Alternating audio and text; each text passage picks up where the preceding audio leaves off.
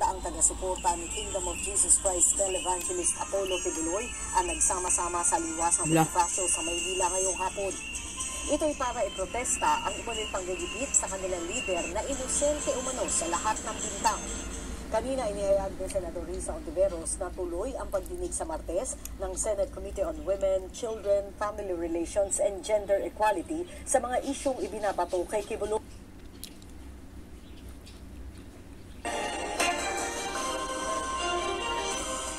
Sa mga maiinit na balita ngayon tanghali, Australian firm Macquarie Group nakipagpulong kay Pangulong Ferdinand Marcos Jr. ASEAN-Australia Summit, formal nang magbubukas ngayong araw.